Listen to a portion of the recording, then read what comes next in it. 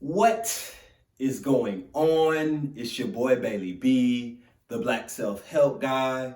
And I just want to say thank you for tuning in to this video. Now, I don't know where you are right now, but I just want to say that you are tuned in for a gift that potentially could change your life.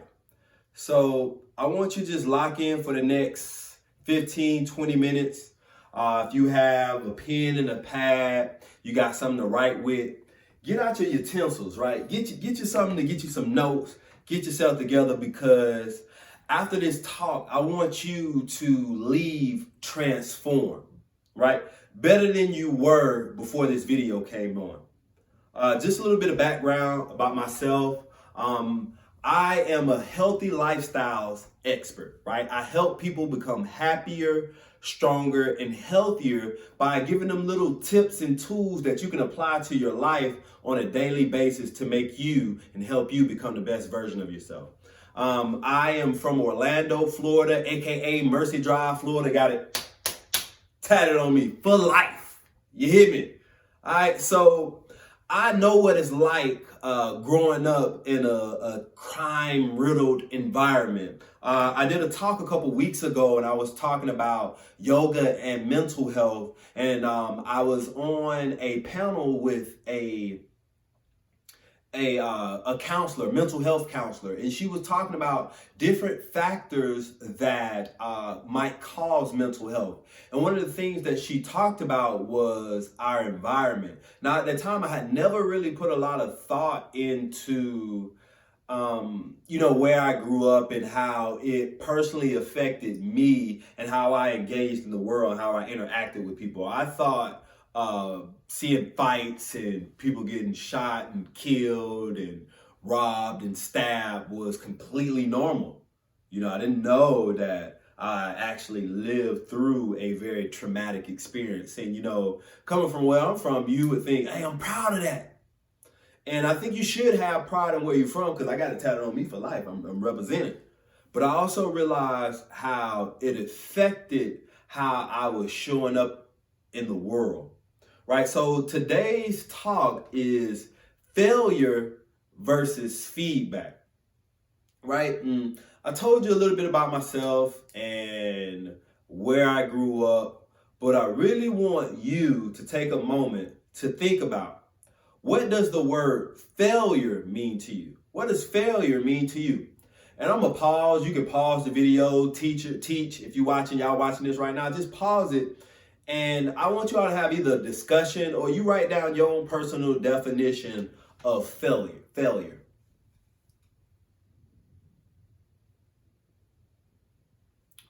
All right, so I gave you a moment to think about it. The definition of failure, I got it pulled up right here on Google, says failure is a noun, an act or instant of failing or proving unsuccessful.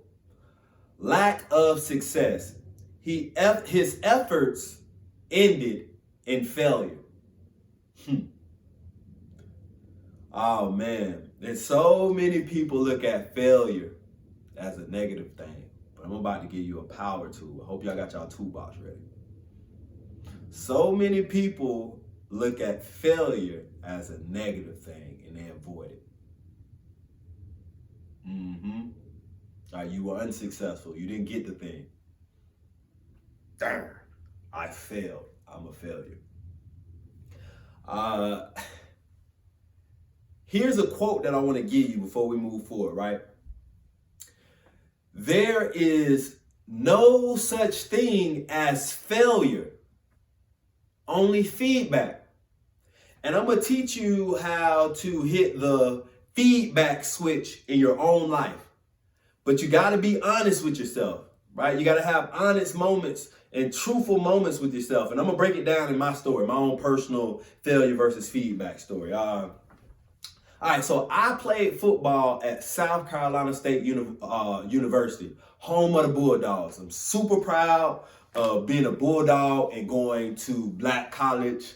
That's what's up. We played schools like FAM and Bethune, different schools like that. So it was a Black college. And I went there my freshman year, and I played. I got red shirted. I red shirted, and then my red shirt freshman year, I played. I balled out. I did my thing. I was the man. Third year of college, red shirt sophomore year, I came back to school. I had been working out, and I was really excited to play this football season. And I practiced with the team. I did the workouts. I showed up to meetings, and every single Friday, every weekend or Thursday, whenever the team would leave, I would smell the fumes of the bus. I would see the brake lights, meaning I was left. I was embarrassed. I was torn. I was embarrassed. Like, I would have to go to the cab, y'all. I would have to go to the cab and eat. This way everybody go and get the food and eat. And especially on the weekends, so most people go home. And then they know you're on the football team because you always wear the football sweater and jacket and hat and all that stuff and the shoes. And so I go in to get lunch after the football team gone. Everybody like, hey, B, what you play football? Team gone, cuz, hey. What you doing? Failure. Negative. This is my feedback. Cracking jokes. Brother, I thought you played football. What you doing? Sad. Wanted to give up. Quit. I went home for winter break. Kind of around this time right now. Kind of around this same time that y'all watching this video. It's called fall break in college. And went home, had a good break, continued training, was like, man, look, I'm coming back next year. I'm finna ball out. I got to find a way to get on this field. The day before I had to leave to go back to school, I get a phone call from my position coach. And I rang, hello? What's going on, Coach Adams? Coach Adams like, hey, Brinson, we found somewhere for you to transfer. Don't come back to state.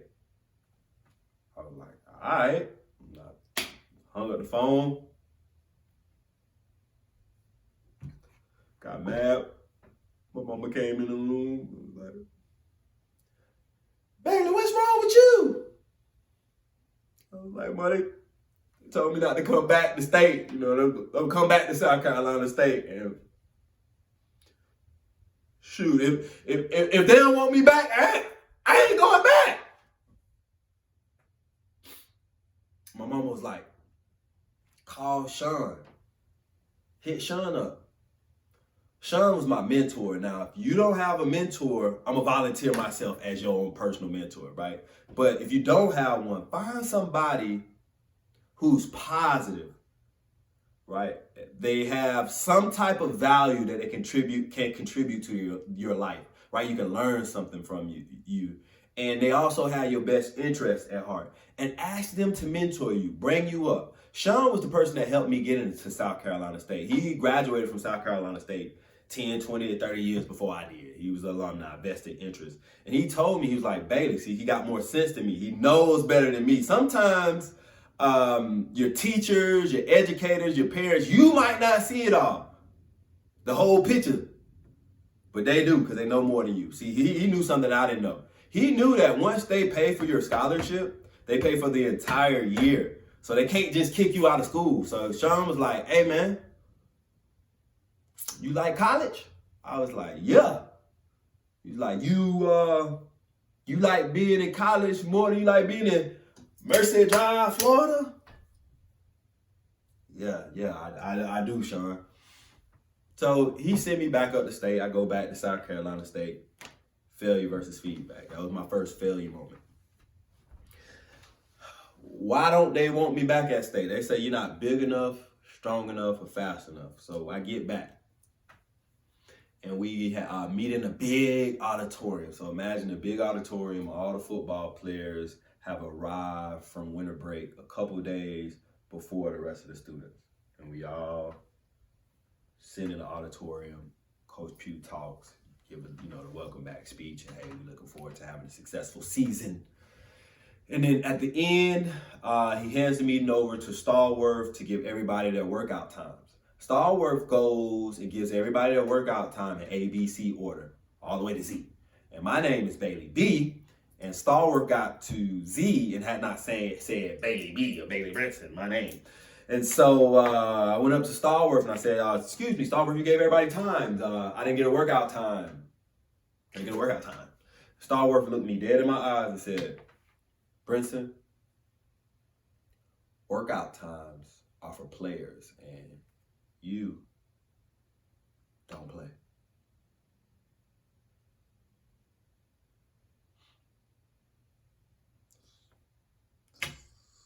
So I left out auditorium with tears in my eyes, started walking back to my apartment building, frustrated, crying, feeling defeated, proven unsuccessful. I had failed. And this was my first time having a fork in the road moment in my life where I had to make a decision. Go to my apartment and cry in defeat, give up, go to Coach Pugh's office and set up a meeting with him. So that's what I did. I go to Coach Pugh's office, I give him a call, I set up a meeting with Coach Pugh. I say, hey Coach, Stallworth didn't give me a workout time. I just want to, get bigger, stronger, and faster so I can play. Coach Pugh tells me to come by his office the next morning, he'll take care of it. So I go to class, my first class, I come by Coach Pugh's office the next day and I sit in his office. Grown man, me, little boy, young man, 20-something years old, 18, 19 years old, sitting directly across from a grown man. And he looks me in my face and tells me, Brinson, you're not good enough to be a Bulldog. You're never going to play here. I don't even know why you're in this office having this conversation with me. Right now, and here's a power tool. Here's one power tool, right? One of the things about communication skills, right? Failure versus feedback. Communication is a high-level skill that you're going to need in order to be successful. So here's a high-level communication skill. I agree with him. I just agree with him. He said, you're not big enough, strong enough, fast enough, Brinson. You're never going to play here. I agree with him. I said, yes, sir. I agree with him. Yes, sir. You're right. And then I asked him for to give me a workout time because his issue was that I wasn't big enough, strong enough, or fast enough. That was why I was failing, because I wasn't big enough, strong enough, or fast enough. So what did I need to do to get bigger, stronger, and faster? I needed a workout time. So Coach got me that workout time, and I started working out. I got bigger, stronger, faster. Failure versus feedback. See, my teammates were working out once a day, which was required. Here's my feedback. If I want to be better than them, or better than everybody, then I got to outwork everybody. So while they sleep, I eat. While they sleep, I eat. While they play video games, I eat. While they on the phone chasing girls, I eat. You know what I mean? While they listen to music, I'm studying my plays, I eat. Because I was focused on the result, the end result that I wanted. It's all about the results, not about how I felt. Right? I want to drop this, write this quote down. My future is more important than my feelings. See, the people who are trying to help you in life, you might not want to do what they say a lot of times because you don't feel like doing it. I don't feel like this. I don't feel like that. But I'm trying to drive in your brains right now that you got to put your future at a higher priority list than your feelings, little bro, little sis. You got to put them higher than that. Because you're going to feel differently. You're going to feel like getting up some days. You're not going to feel like getting up. Right? You're going to feel like eating dessert, and you're not going to feel like eating the dessert or the sweet food. But I'm telling you now, if you put your future or your result in the forefront of your mind, it'll help you make right decisions. So I remember one day I was training out on the track, doing my speed work, and one of the coaches comes out and said, Brinson, I don't know what you're doing that for. You ain't gonna play? Like, Lord, guess you know what that did. Add fuel to the fire. Let me tell y'all something, man. It's gonna be, y'all know, it's haters and people out there that don't want to see you win. Either you're going to let those haters assist in your failure by you quitting and not going for it, or you're going to let that hate fuel your fire, listen to the feedback, and change or pivot so you can be successful. Long story short, we get to the season, right? I stayed on the team. They changed my position to free safety. I ball out at free safety over spring. I become second team free safety. Summer camp come, I'm like, oh man, I'm gonna play this year because I'm the second team free safety. But when the summer camp depth chart came out, guess you know, Bailey B wasn't on second team free safety. I was at the bottom of the depth chart of cornerbacks. It was like almost 10 of us at DB. How I get to the bottom over summer camp, we ain't play no football, but okay. So I worked my way from the bottom to the top because I started doing things that the starting DB would do. See, failure versus feedback. I could continue, if I had continued to do exactly what I had been doing, I would continue to have failed. I'd have been failing over and over again, just doing enough. But I began to ask myself, what did the starting DB do? What did they do? They came to practice early. They stayed late. They went and watched films. They knew all the plays, right? They worked on their hands. They were a leader. They were vocal in practice. So I just started putting all these hats on myself. I started being that individual. And long story short, I did not become the starting DB overnight. See, that's the thing, another thing too. See, it's your daily habits. There's another thing I want you to put in your toolbox is what you do on a repeated basis.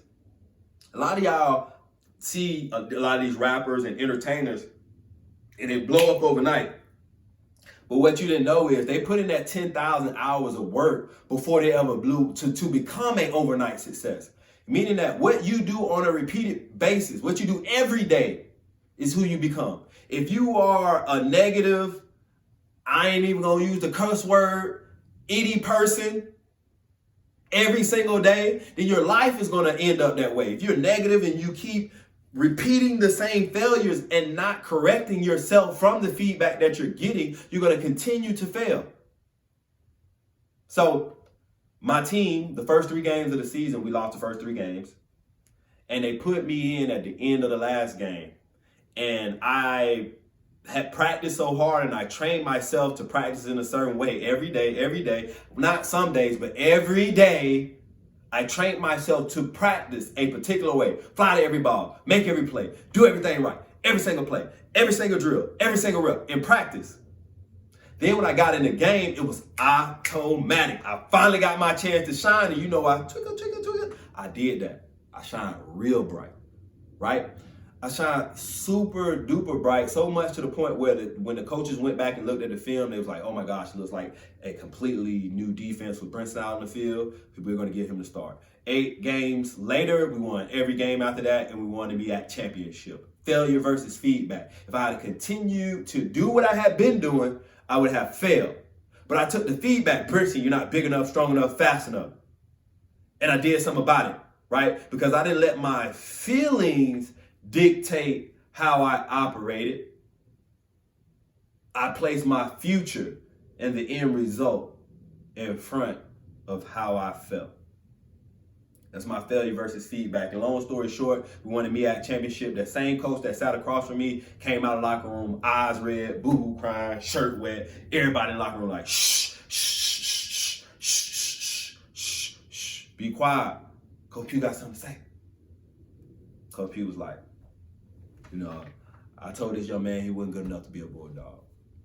I did everything in my power to get rid of him. But if not for his leadership and his character, we would not be MEAC champions.